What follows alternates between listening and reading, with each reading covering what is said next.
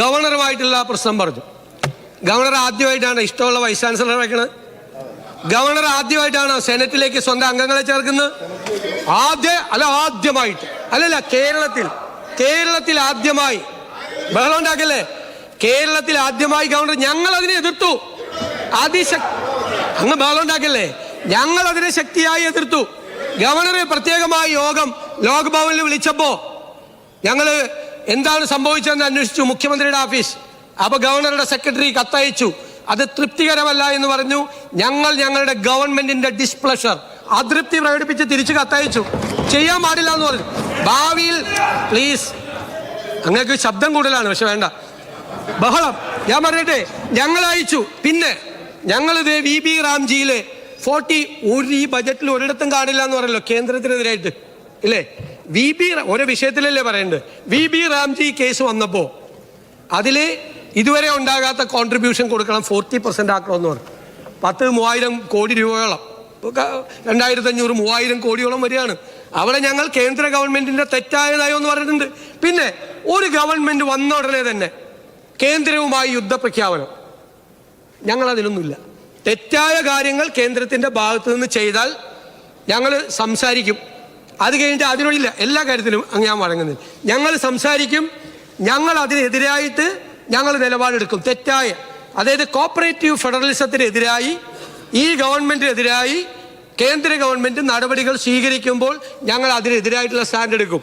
ഞങ്ങൾ എല്ലാ ദിവസവും ഓരോ ഗവർണറുടെ നയപ്രഖ്യാപന പ്രസംഗത്തിൽ, വൈറ്റ് പേപ്പറിൽ, ബഡ്ജറ്റിൽ എല്ലാ ദിവസവും കേന്ദ്രത്തിനെതിരായി യുദ്ധപ്രഖ്യാപനം. അതല്ല ഞങ്ങളുടെ സമീപനം, അതല്ല. തെറ്റ് പറഞ്ഞാൽ ഞങ്ങൾ ചൂണ്ടിക്കാണിക്കും. നിങ്ങളുടെ നയമല്ല ഞങ്ങളുടെന്ന് നിങ്ങൾ തർക്കിക്കണ്ട. നിങ്ങളുടെ നയമല്ല ഞങ്ങളുടേത് വ്യത്യസ്തമായ നയവും ഞങ്ങളുടെ വ്യത്യസ്തമായ സമീപനമാണ്. ഇനി ഒരു കാര്യം കൂടി, ഇനി ഏറ്റവും പ്രധാനപ്പെട്ട ഒരു കാര്യം, കാരണം ലിക്കറിന് ടാക്സ് കൂട്ടി, കുറച്ചു ടാക്സ് ഏർപ്പെടുത്തി ബർക്കാഡി കമ്പനിയുമായി ഏർപ്പെട്ടിട്ടാണ് മുഖ്യമന്ത്രി ഇത് ചെയ്തത്. എന്തെല്ലാം ആരോപണമാണ്, എത്ര കിട്ടി അല്ലേ? ഞാൻ പറഞ്ഞുതരാം എത്ര കിട്ടിയെന്ന് ഞാൻ പറഞ്ഞുതരാം. ആദ്യമായിട്ട് ഈ പരിപാടി തുടങ്ങിയെന്നറിയോ?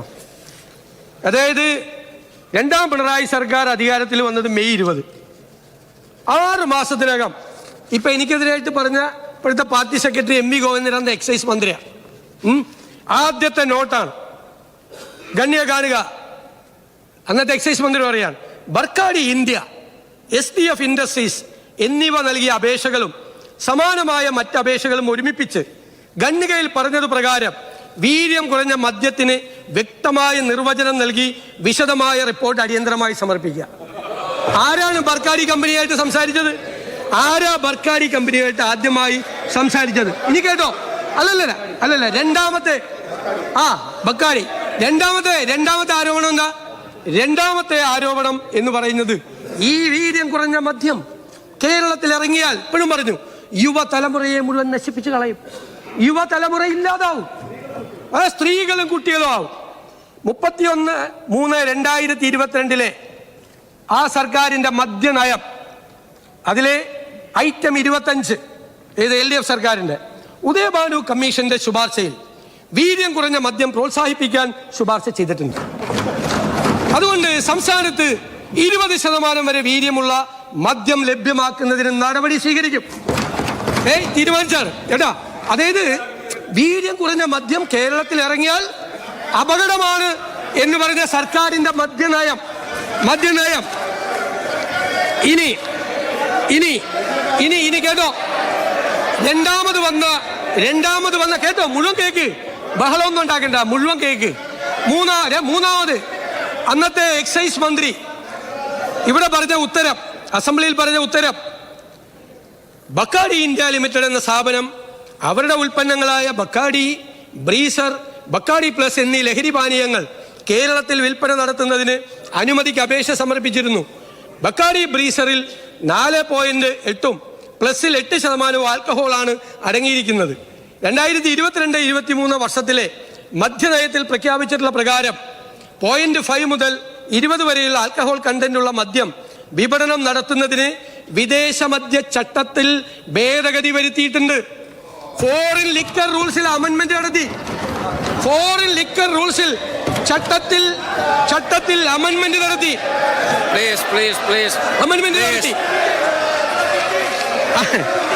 അമെൻമെന്റ് നടത്തി.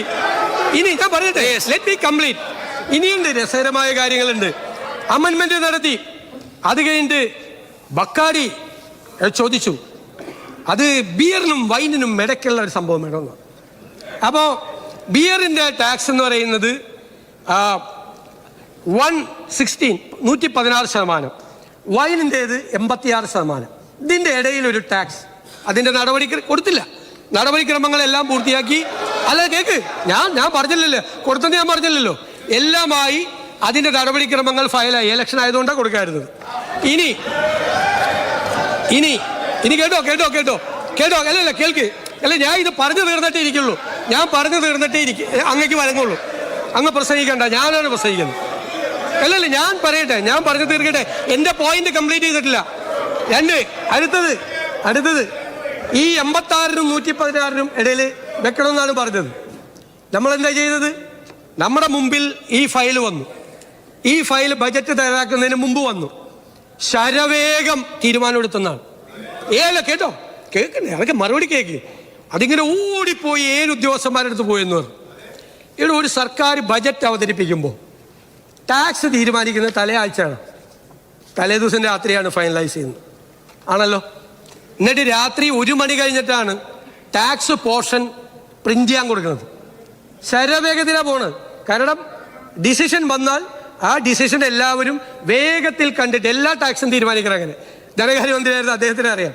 തീരുമാനിക്കുന്നു ശരവേഗം. അതായത് സാധാരണ ഈ അഴിമതിയിൽ പറയുമല്ലോ, ഭയങ്കര സ്പീഡായിരുന്നു. ഇത് കേരളത്തിലെ ഒരു ടാക്സ് നിശ്ചയിക്കാൻ ഫയല് പോകേണ്ടത് അങ്ങനെ തന്നെയാണ്. വേഗത്തിൽ പോയിട്ടാണ് രാത്രി 12 മണിക്ക് മുമ്പാണ് നമ്മളിത് ഫൈനലൈസ് ചെയ്ത് അവർക്ക് കൊടുത്ത് 1 മണിക്കാണ് ഇത് പ്രിന്റിങ്ങിന് പോകണം. ഇനി ഞങ്ങൾ ഇതെന്താ തീരുമാനിക്കുക? മുഴുവൻ പറഞ്ഞിട്ട് നിങ്ങൾ ബഹളം ഉണ്ടായിക്കോ. ഇത് ഞങ്ങൾ എന്താ തീരുമാനിക്കാൻ കാര്യം? അവർ പറഞ്ഞ ഈ 86-നും 116-നും ഇടയിലല്ല നമ്മൾ വെച്ചത്. നമ്മൾ 0.5 തൊട്ട് 10 വരെ 120% വെച്ചു. 10% മുതൽ 20% വരെ 175% വെച്ചത്. 175%. ഞങ്ങൾ മറ്റ് സംസ്ഥാനങ്ങളുടെ എല്ലാം ഈ വീര്യം കുറഞ്ഞ മദ്യത്തിൻ്റെ ടാക്സ് പരിശോധിച്ചു. കേരളത്തിലാണ് ഈ വെച്ചിരിക്കുന്നതാണ് ഏറ്റവും കൂടിയ ടാക്സ്. കേരളത്തിലാണ് ഏറ്റവും കൂടിയ ടാക്സ് കേരളത്തിലാണ്. അപ്പോൾ ഇനി ഒരു കാര്യം കൂടി അറിയണം. ഈ ടാക്സ് ഏർപ്പെടുത്തുന്നതിനെ പറ്റിയല്ലേ പറഞ്ഞത്? നമ്മുടെ ബഹുമാനപ്പെട്ട മുൻ ധനകാര്യമന്ത്രി, ഇപ്പോഴത്തെ അല്ല, അതിനേക്കാൾ മുമ്പുള്ള ധനകാര്യമന്ത്രി 2018-19 ഒരു ടാക്സ് അവതരിപ്പിച്ചു. പുതിയ ടാക്സ് എന്തിനാണെന്നറിയോ? Foreign made foreign liquor. അതായത് ഇന്ത്യൻ മെയ്ഡ് ഫോറിൻ ലിക്കർ എന്ന് വെച്ചാൽ ഇവിടെ കിട്ടുന്ന സാധനം, മറ്റത് വിദേശത്ത് നിർമ്മിച്ച് ഇവിടെ വിൽക്കുന്ന സാധനം. അതിൻ്റെ ആൽക്കഹോളിക് കണ്ടന്റ് എത്രയെന്നറിയോ? ഇപ്പം ഞാൻ പറഞ്ഞല്ലോ, വൈന് 86, ബിയറിന് 116. ഇതിൻ്റെ ആൽക്കഹോളിക് കണ്ടന്റ് എന്ന് പറയുന്നത് 40% മുതൽ 60% വരെയാണ്. 60% വരെ, 40% മുതൽ 60% ഹൈ. നമ്മുടെ ഇന്ത്യൻ മെയ്ഡ് ഫോറിൻ ലിക്കറിനേക്കാൾ കൂടുതൽ ആൽക്കഹോളിക് കണ്ടന്റ് ഉള്ള സാധനം. 2018-19 അന്ന് ഇന്ത്യൻ മെയ്ഡ് ഫോറിൻ ലിക്കറിന് 210% ടാക്സ് ആയിരുന്നപ്പോൾ ഇവരുടെ ഗവൺമെന്റ്, അദ്ദേഹം തന്നെയാണ് മുഖ്യമന്ത്രി, കൊണ്ടുവന്ന ടാക്സ് എത്രയാ? 78%. എന്നിട്ട് 2022-23 ഇപ്പോൾ 251% വരെയുണ്ട് ഇന്ത്യൻ മെയ്ഡ് ഫോറിൻ ലിക്കറിന്. അപ്പോൾ ഈ ഫോറിൻ മെയ്ഡ് ഫോറിൻ ലിക്കറിന്റെ ടാക്സ് എത്രയെന്നറിയോ? 115%, ബിയറിനേക്കാൾ താഴെ. അപ്പൊ ഞാൻ ചോദിക്കുന്നത്, ജോണി വാക്കറിന്റെ നിന്നും ഷീവാ ശ്രീകളുടെ നിന്നും കൈ നീട്ടി വാങ്ങിച്ചിട്ടാണോ ഈ 78 കൊടുത്തത്? ആണോ? അതാണ് ചോദ്യം. ജോണി വാക്കറിന്റെ നിന്നും ഷീവാസ് റീഗലിന്റെ നിന്നും കൈ നീട്ടി വാങ്ങിച്ചിട്ടാണോ 78%, 60% വരെ ആൽക്കഹോളിക് കണ്ടന്റ് ഉള്ള സാധനം മേടിച്ചത്? അത്രയേ ഉള്ളൂ. ഞാൻ ഇനി പറയാം, ഞങ്ങൾ എന്താന്ന് പറയാം. ഞാൻ തീർന്നിട്ട് പറയാം. ഒരു പുതിയ കാറ്റഗറി വീര്യം കുറഞ്ഞ മദ്യം എന്ന് നിശ്ചയിച്ച് നിങ്ങളാണ്. ഗവൺമെന്റ് കണ്ടിന്യൂഷൻ ആണല്ലോ. ഞങ്ങളുടെ മുമ്പിൽ വീര്യം കുറഞ്ഞ മദ്യമുണ്ട്. ഞങ്ങൾ അതിനൊരു ടാക്സ് റേറ്റ് നിശ്ചയിച്ചു. അതാണ് ടാക്സ് റേറ്റ്. 120% മുതൽ 120ഉം 175 രണ്ട് ടാക്സ് റേറ്റ് നിശ്ചയിച്ചു. ഞങ്ങൾ മദ്യനയം തീരുമാനിക്കേണ്ടത് പൊളിറ്റിക്കൽ ഡിസിഷനാണ്. UDF ആണ്. UDF ഞങ്ങൾ എല്ലാവരുമായിട്ട് സംസാരിക്കും. ഞങ്ങളൊരു ഡ്രാഫ്റ്റ് രൂപപ്പെടുത്തും. ആ ഡ്രാഫ്റ്റ് എല്ലാ കക്ഷികളും സംസാരിക്കും. ഞങ്ങളൊരു തീരുമാനം എടുത്ത് നിങ്ങളെ പോലെ മദ്യനയത്തിൻ്റെ ഭാഗമാക്കി വീര്യം കുറഞ്ഞ മദ്യം കേരളത്തിൽ വിൽക്കണം എന്ന് UDF പോളിസി വന്നാൽ ഇതായിരിക്കും ടാക്സ്. ഇനി UDF തീരുമാനിക്കുകയാണ് വീര്യം കുറഞ്ഞ മദ്യം കേരളത്തിൽ വിൽക്കണ്ട, അത് വിൽക്കില്ല. അത് പൊളിറ്റിക്കൽ ഡിസിഷനാണ്. പിന്നെ ഞാൻ ഒരു കാര്യം കൂടി പറഞ്ഞുതരാം. അതായത് ഈ പാർട്ടിയിൽ ആലോചിച്ചില്ല, ഇങ്ങനെയൊക്കെ കുറെ പറഞ്ഞല്ലോ അവിടെ ആലോചിച്ചില്ല. ഒരു ഡിപ്പാർട്ട്മെന്റും ധനകാര്യമന്ത്രിക്ക് അറിയാം, ടാക്സ് തീരുമാനിക്കുന്നതിന് മുമ്പ് ആ ഡിപ്പാർട്ട്മെന്റുമായിട്ട് സംസാരിക്കുമോ? അവരുടെ പ്രപ്പോസൽ മേടിക്കും, അവരുമായിട്ട് സംസാരിക്കില്ല അല്ലേ? ഞാൻ ഈ ലിജു എൻ്റെ മുറിയിലേക്ക് വന്ന് എന്നോട് സംസാരിക്കും എന്ന് പത്രവാർത്ത കണ്ടിട്ട് ഞാൻ ലിജുവിനോട് ചോദിച്ചിട്ട് നീ വരുന്നില്ലേ? നീ എന്ന് വെച്ചാൽ അവൻ എൻ്റെ അനുജനാണ്. അതുകൊണ്ട് ഞാൻ ചോദിച്ചു, പാവമ്പുറ 2-3 കാര്യം പറയാനുണ്ടായിരുന്നു. ഈ വാർത്ത വന്ന കാരണം എനിക്ക് അങ്ങോട്ടും വരാൻ പറ്റുന്നതാണ്. ഇതാണ് സ്ഥിതി അല്ലേ?